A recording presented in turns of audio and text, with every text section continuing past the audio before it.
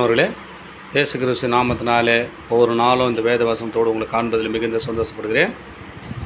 லூக்கா சுவிசேஷம் 18ஆம் அதிகாரம் 27ஆம் வசனம். மனுஷரால் கூடாதவைகள் தேவனால் கூடும். பாருங்கள், இங்கே நம்மளால் எவ்வளோ முயற்சி பண்ணி நம்ம வாழ்க்கை சோர்ந்து போய் அமர்ந்து உட்காந்துருக்கிற அன்பு பிள்ளைகளே,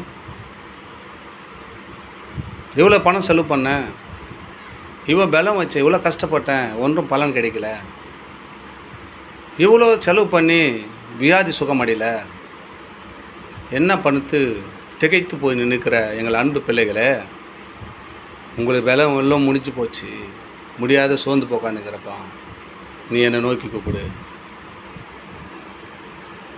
இங்கே ஒரு வார்த்தை சொல்லப்படுது, உன்னுடைய பலத்தினால் அல்ல, உன் பராக்கிரமத்தினால் அல்ல, தேவனுடைய ஆவினால் எல்லாம் கூடும் அப்படின்றாருங்க.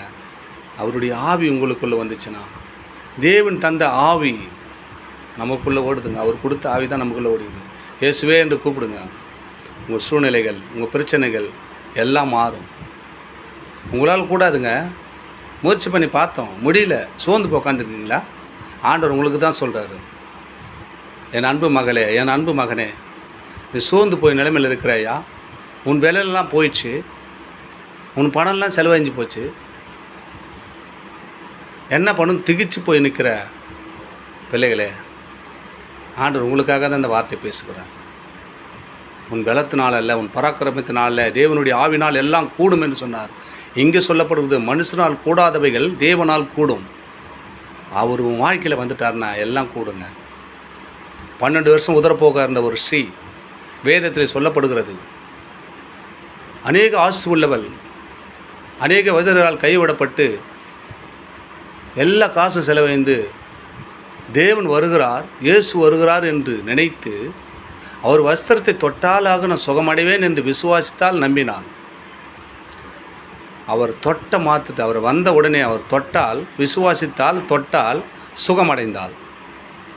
அவர் தொட்ட மாத்திர உதிரத்தின் ஊரில் நின்று போச்சுங்க.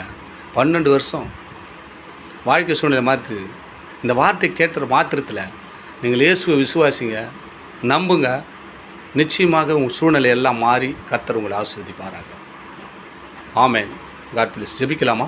எங்கள் அன்பின் பரலோக பிதாவே, இயேசுவின் நாமத்தினாலே உங்கள் சமூகத்தில் ஒரு தகப்பனே, இந்த நாளிலே இந்த வார்த்தை கேட்டுக்கொண்ட பிள்ளைகள் மத்தியில் கர்த்தாவே அவங்க பலன் வைத்து அநேக பலத்தினாலும் பணத்தினாலும் அவர்கள் செலவைந்து சோர்ந்து போயிருக்கிறாங்கப்பா.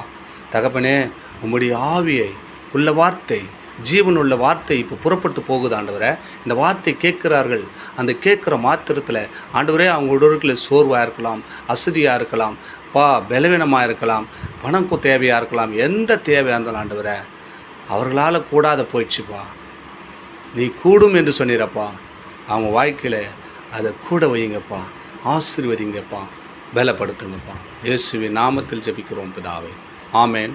ஆமேன். God bless you.